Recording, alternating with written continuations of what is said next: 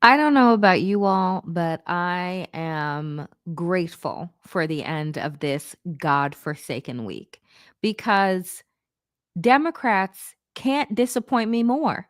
And then when I say that, I turn around and I go on the interwebs, and yet, yes, they can disappoint me more. You know, folks, it has just been a week of big reveals, of people showing us and reminding us of exactly who they are. And as you know, the great late poet said, Maya Angelou, when people show you who they are, and I will add time and time and time again, believe them the first fucking time.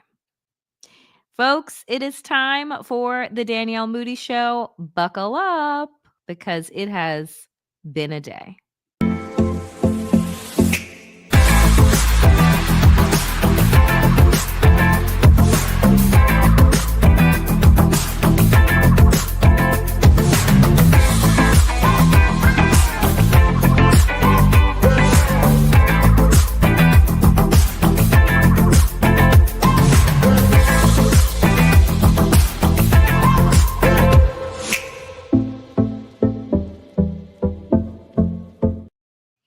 Where do I begin? Right? Like, where does one begin when you're trying to unpack today, but largely also the week that brought us just absolute pure insanity? But the reason why I titled today's show, Democrats Love Losing, is because they love nothing more than to take a fucking L on a regular basis. So let's start off with what I thought today was un unbelievable. And it's unbelievable in a time when nothing seems right, but my God, does this seem so fucking wrong. Dems throw House into chaos after 10 moderates or spineless jellyfish join GOP to punish Al Green. Now, folks, I showed you yesterday, right? I showed you this image, this iconic hang me in the fucking Louvre image of Representative Al Green, a man who is old enough to have seen some shit and know who these people are, right? And knows good and well not to sit passively by when the devil is standing in front of you. Do you know what I'm saying? So you see this moment, right? And you think to yourself, you know what I found wrong about this moment? That the rest of the Democratic Party did not march out in unison when he was escorted out by the sergeant at arms.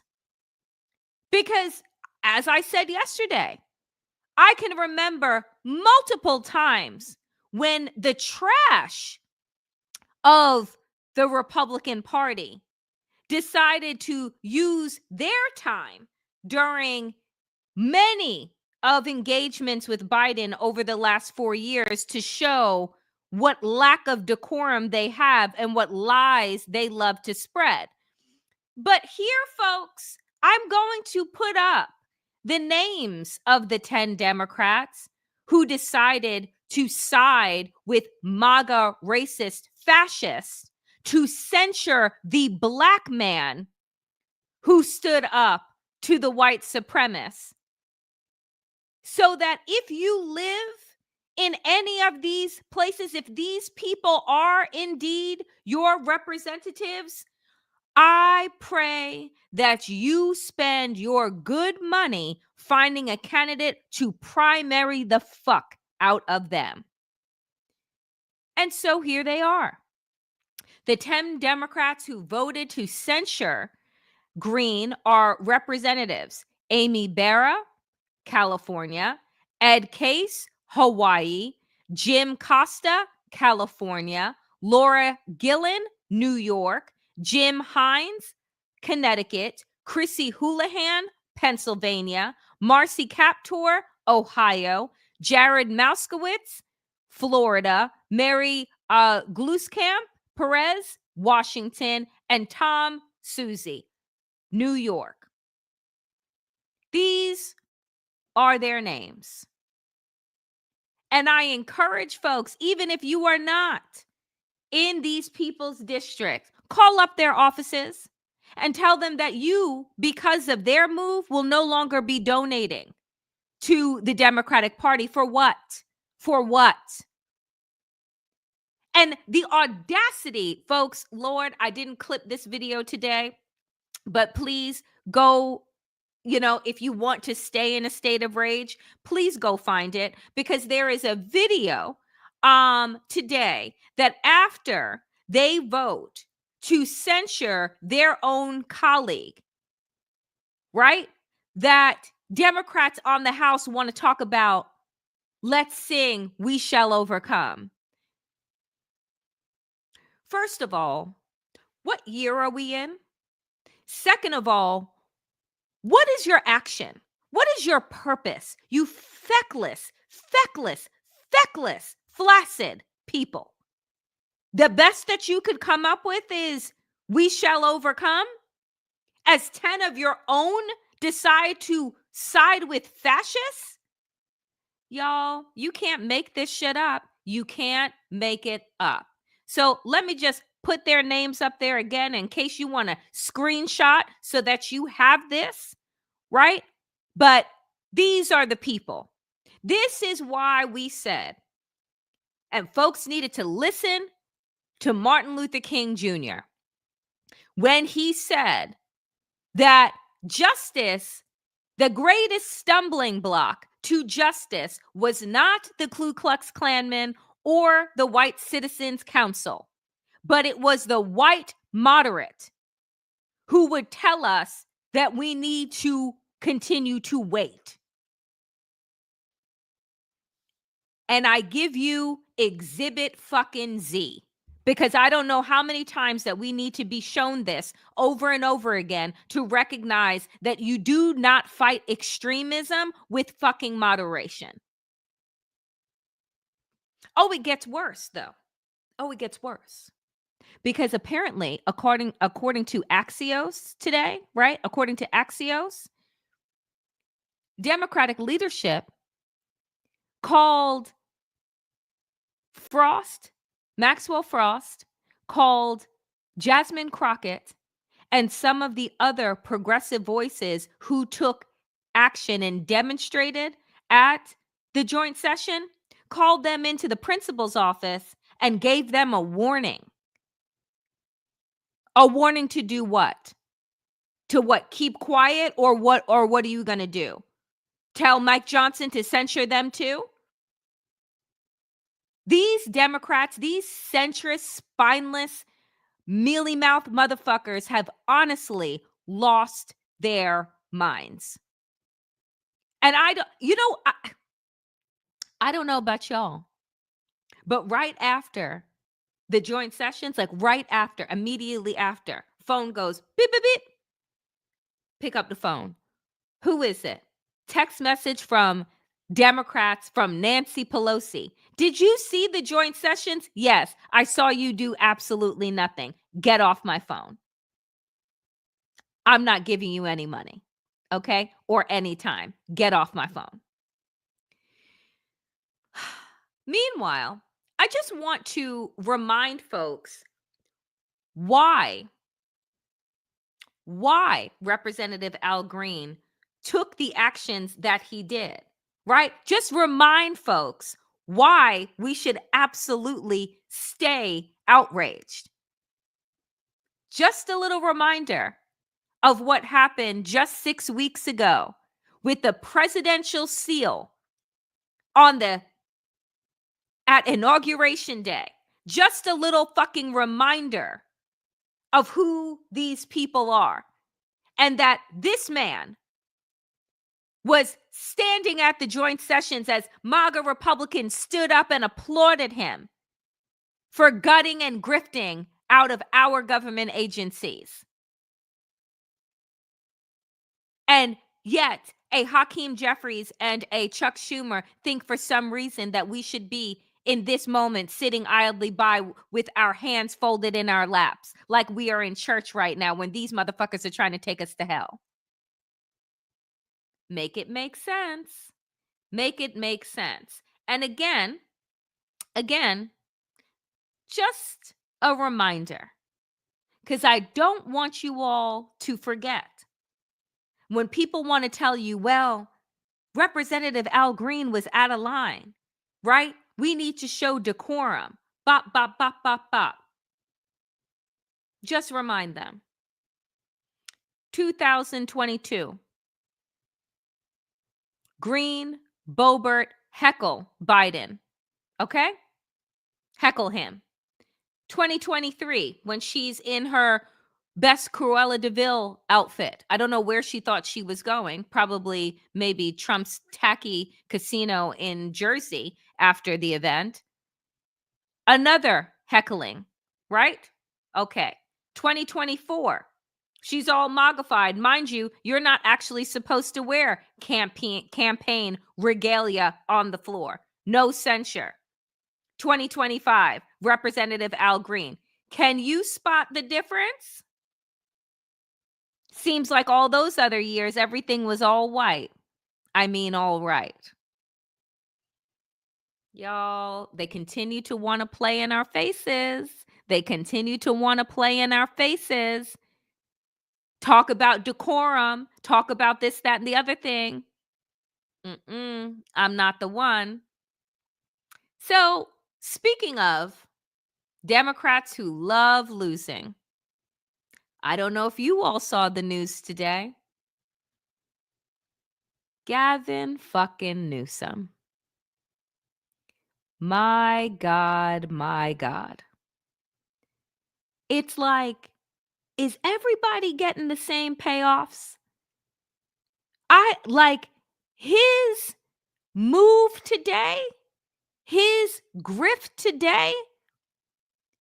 Let me tell you what Gavin Newsom found himself doing today after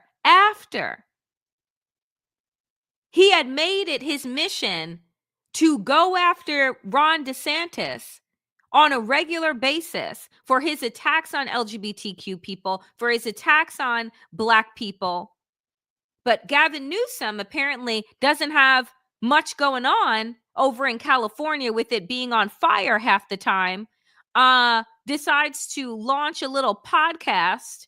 And his first guest, folks, Charlie Kirk, the founder of Turning Point USA, one of the most conservative conferences, groups, and just an all-around nut job. This is what Democrats think, showing how bipartisan they are, offering an olive branch to racist and misogynist and hateful people. So what did Gavin Newsom say today?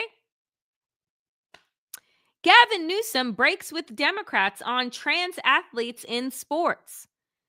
The Democratic California governor made the stunning remarks in his debut podcast with conservative guest Charlie Kirk. Newsom's interview with Kirk was friendly, sometimes exceedingly so. He mentioned the influence Kirk and other MAGA world figures have had on his 13-year-old son. Folks, if Charlie Kirk and MAGA Republicans are having an influence on your son, then you, sir, ma'am, are not parenting. How about that? Distance himself from the use of pronouns and gender-neutral terms like Latinx. Newsom in this interview called police defunding lunacy, denounced cancel culture, and agreed that there had been some internal issues in the leadership of the Black Lives Matter organization. Is Gavin Newsom running to be the Republican candidate in 2028? Because that's what this looks like. That's what this sounds like, because I will tell you this, he sure as fuck won't get my vote.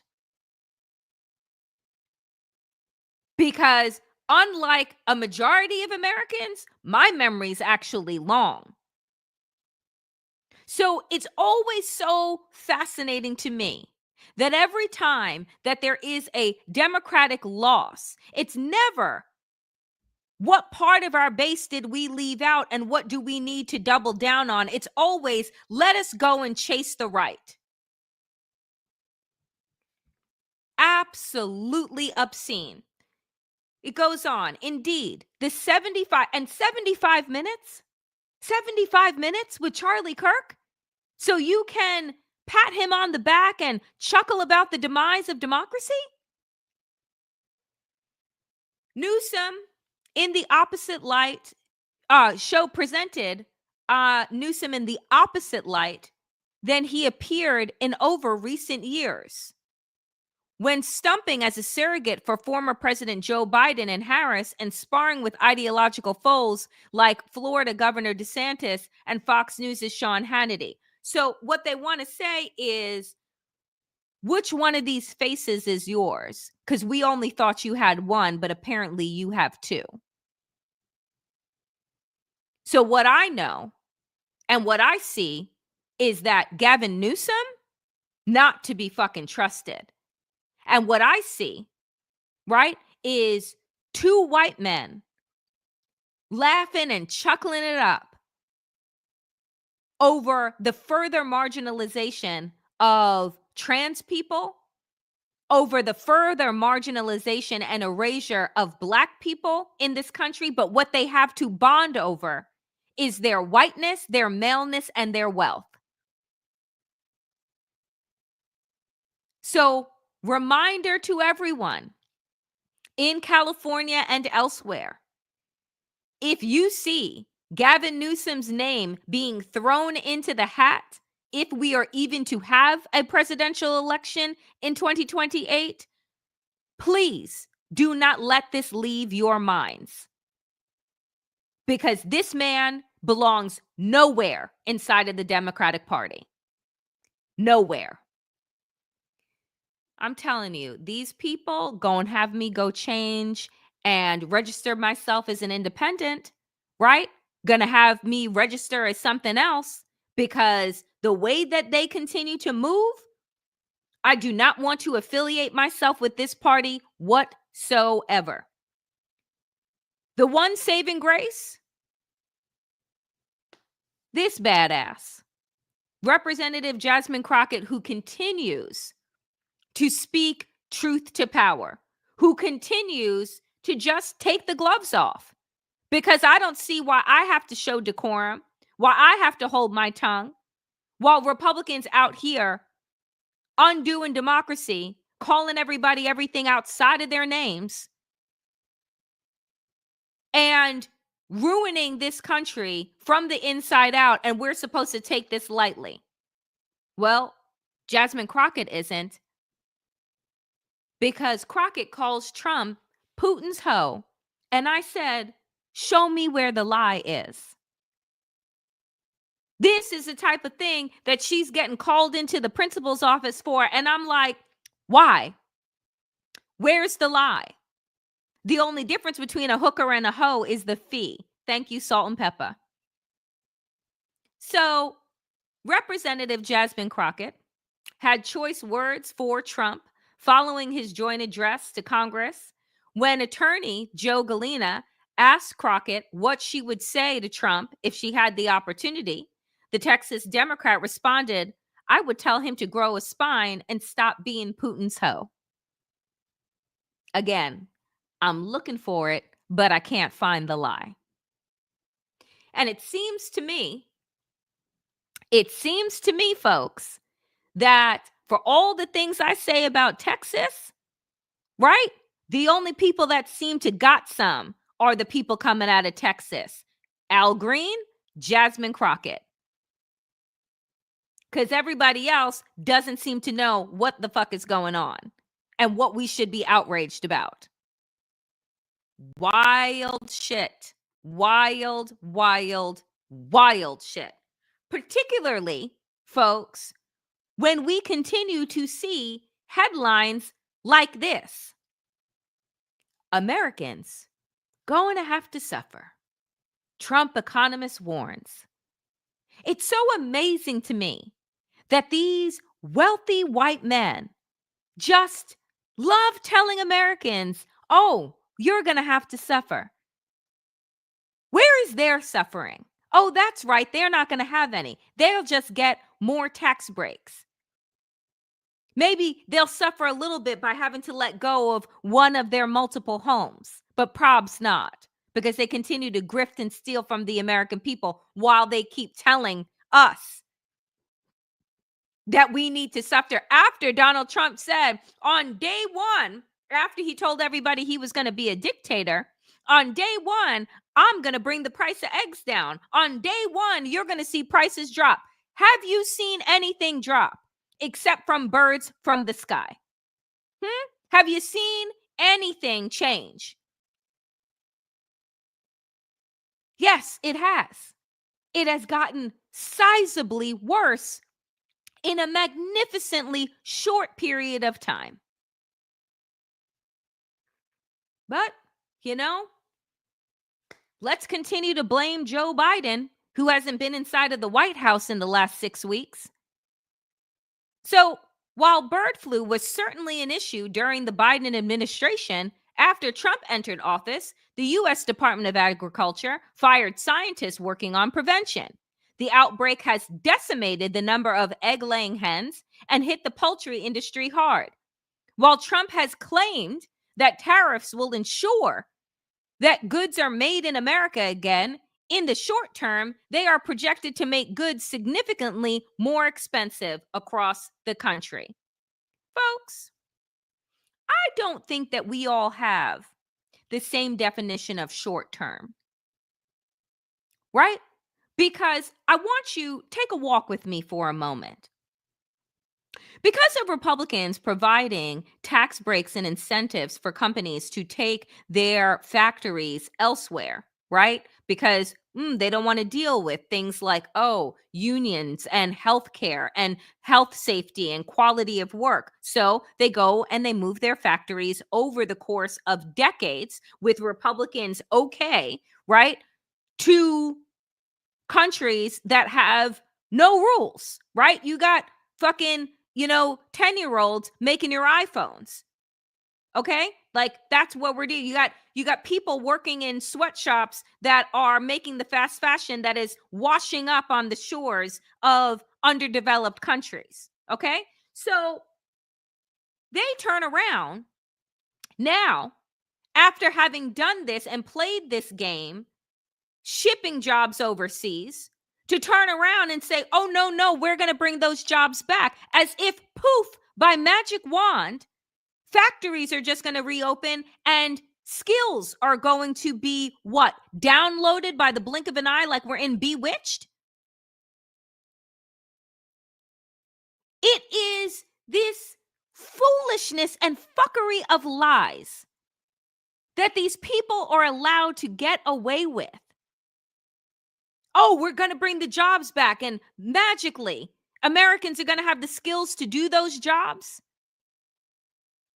Maybe that's the hope of getting rid of critical thinking in schools and bringing back home economics, aka maybe sweatshops, and teaching the skills like that. Y'all, it don't make sense. It doesn't make sense. But instead of calling out the hypocrisy, right? Instead of actually telling the people what it is, you got the Gavin Newsoms of the world and those 10 moderate Democrats chasing behind, trying to get MAGA Republicans to take them to the prom next year. It doesn't make sense. So when millions of people decide that they are not going to vote because they don't see any difference between the two parties, well, you are making their fucking case for them right now. You are not making the case to get behind the Democrats. So here we are. We're in a place where unemployment is going to continue to go through the roof. Jobs, as Trump's economists said, are going to continue to become scarce while prices continue to skyrocket. How is this a recipe for anything good? And how can you call yourself an economist knowing that Donald Trump inherited a healthy economy that was on track to increase jobs and increase growth by like 2.3%, and now we're fucking underwater? So much so that when Donald Trump this week met with 3 of the leading automakers, they said, you know those tariffs that you put on Canadian and Mexican cars and steel and shit like that? Yeah. Can you ixnay on that plan? Because it's about to fuck us up. So what does now the Pivot King announce? Oh, we're going to hold off on that for a month. Because in a month, what are we going to start pulling steel out of the Earth's core? I mean, that's the goal here with closing down the national parks and saying that you're going to decimate 100 million trees and just frack, baby, frack. They create the problems to sell you the solutions. All of this chaos is absolutely manufactured because we weren't feeling it a few months ago. But here we sit, here we sit. Speaking of people causing chaos, take a look at Justice Amy Coney Barrett. So I have fondly called her, since she was placed on the bench, Amy COVID Barrett, because if you remember, during her confirmation, not even during her confirmation or the party thereafter that they held in the Rose Garden during COVID, everybody got COVID from it because we weren't supposed to be gathering in mass, but Donald Trump said, hey, fuck it, we can do whatever we want. So Amy, no actual what is it? What's it on the tip of my tongue? Experience. Writes a brief that gets noticed by Donald Trump because it was some conservative brief, and forgive me because I don't remember what the topic was. But basically, the bitch writes and yes, I said bitch. I don't care. I'm in a mood today. She writes a book report. Donald Trump sees the pictures, likes it, and decides to appoint her on the Supreme Court. Right? Rushes her confirmation after Ginsburg, I believe, passes away, and no, this is after Ginsburg passes away. Rushes her confirmation when Joe Biden wins the election, and technically it was his seat, right, to appoint. But again, Democrats did absolutely fucking nothing. They didn't take him to court. They didn't hold up the confirmation. They just said, I guess we'll get him again in 30 years. So anyway, COVID Barrett finds herself at the joint session, and Donald Trump is passing her. And the stank face that she gave him. And I'm like, I don't know why you looking at him like that. You were all giggles and smiles when he appointed your ass. And so now all of a sudden you're just like, oh, I didn't realize that he was the second coming of the Antichrist. Like, so here's the thing. It's so funny how these people pivot so quickly. So first, right, back in 2021, everyone was hailing her appointment, right? Oh, Trump has the MAGAfied the entire court, which he has. And then, boom, Amy Coney Barrett was a mistake. Conservatives and MAGA influencers fume over Trump-appointed justice siding against the president on foreign funding freeze because she doesn't want people across the world to starve to death. And she sided with the quote-unquote liberal justices, or as I like to say, those justices that don't have sugar daddies that are paying their mortgages and taking them on trips. Y'all. So Justice Amy COVID Barrett, on Monday sided with Chief Justice John Roberts and the U.S. Supreme Court's 3 liberal justices in refusing the Trump administration's request to halt a federal judge's order requiring the government to pay out nearly $2 billion in foreign aid. The Trump appointed justice's decision to break from the court's conservative bloc came as a surprise to many court watchers and was met with disdain by the president's supporters. Well, the funny thing that happens when you give people lifetime appointments is you give them time to sometimes think for themselves and change their votes. It's not a fucking guarantee, right? Because what are you going to do? Fire her? The funny thing here, the funny thing here is, again, they don't want thinking. They don't even want their own people thinking. It is just, you get into the job. Yes, boss. What do you need, boss? Can I shine your shoes, boss? What else do you need, boss? I can jump higher, boss. That's all they want. Yes, men and women. And the minute that you start thinking for yourselves, all of a sudden, they want to throw you to the wolves. It is just exquisite. But I don't want folks to get it twisted and say, oh, yeah, the Supreme Court is turning on Donald Trump. No, they're not. Because here's the funny thing. So Donald Trump has had multiple court decisions not go in his favor.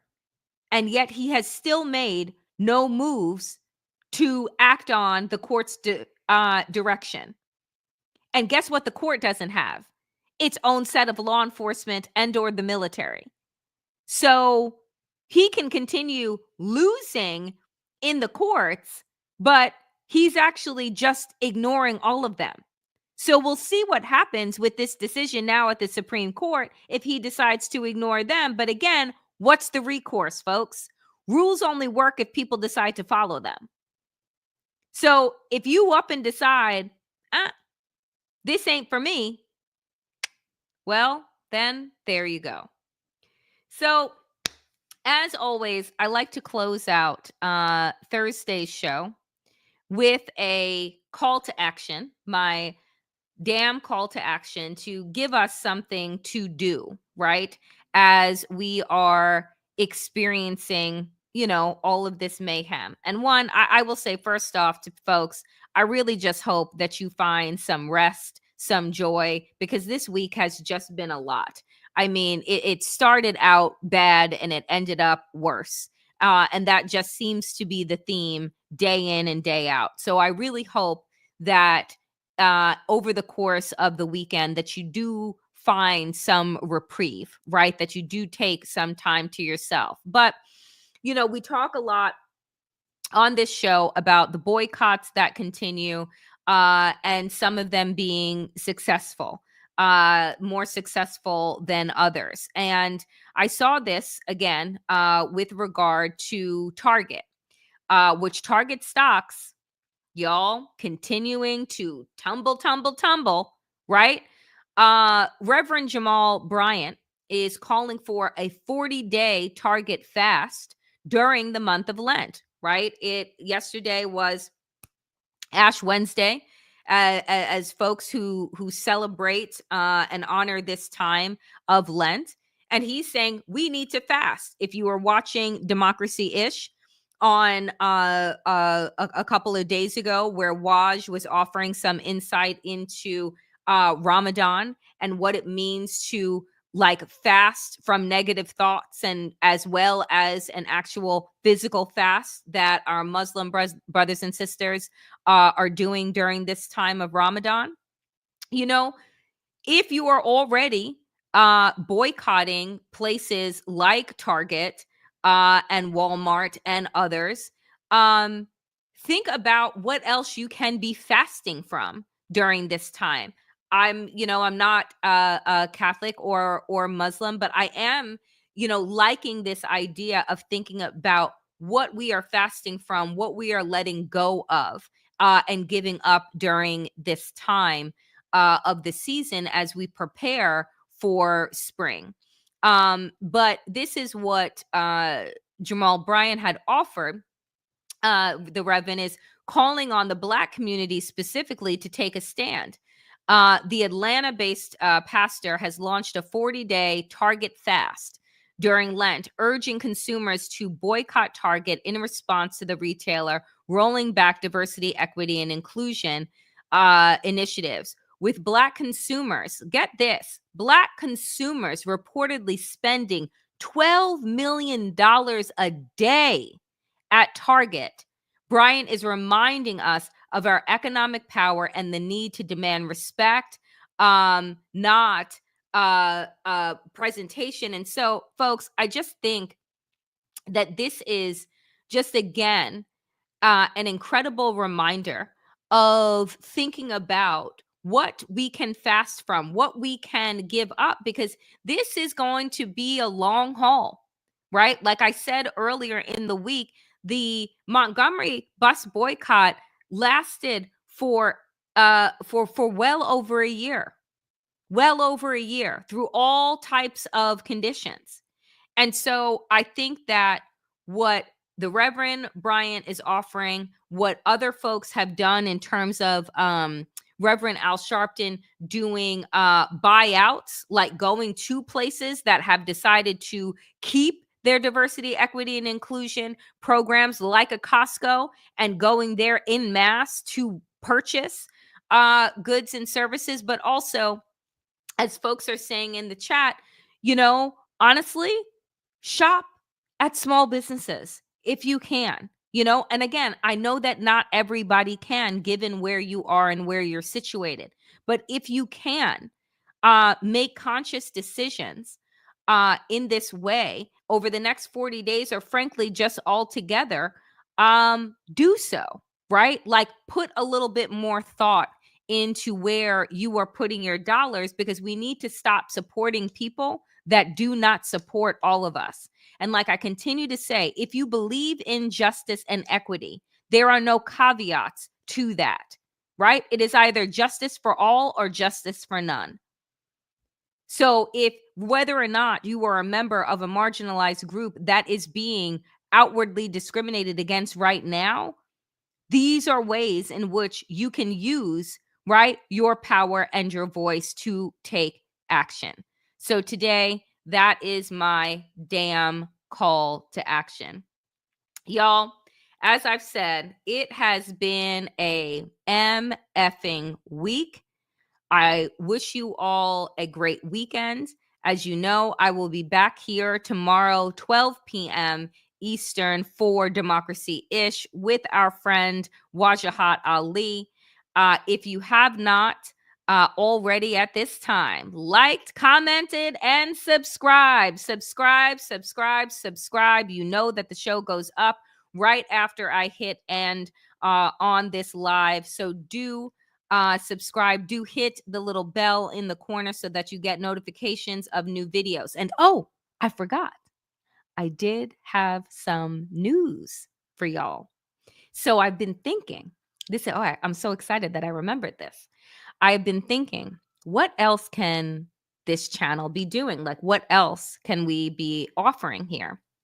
So I am deciding, and I think it may begin next week or the week after, but Danielle Moodie, the Danielle Moodie Show, will start to do weekends. There will be videos of the day. It won't be live because, y'all, I still need to have a break. I still need a break. So, but I will be producing and putting up weekend editions of the Danielle Moodie Show on Fridays and Saturdays. The Friday show, well, and again, these will be videos, so it won't be live. But on Fridays, it will be a catch up of like the week, all the things that you missed. And then on Saturdays, we'll do a deep dive into a topic that maybe we had covered earlier in the week, but we'll do more of a deep dive on Saturdays. So I'm really excited to be growing the Danielle Moodie Show. And offering you guys just more content that you deserve. and just finding new ways to connect with all of y'all. So I'm excited about that. I hope that you all enjoy it and that it goes well. But when I know for sure, and I think it's going to be next week, but it may be the week after. But TDMS weekends is coming to y'all soon. So and then again, I thank you for the donations today.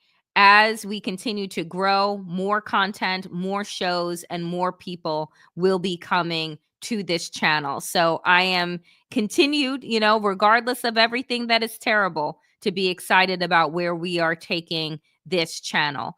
So I want to thank you all again for the donations, for the likes, for the comments, and for you all subscribing. Again, it goes a long way. And I'm just excited. I'm excited to keep developing content, keep putting out good stuff. So thank you all. Right? You'll be back here tomorrow, 12 p.m. Eastern for Democracy-ish.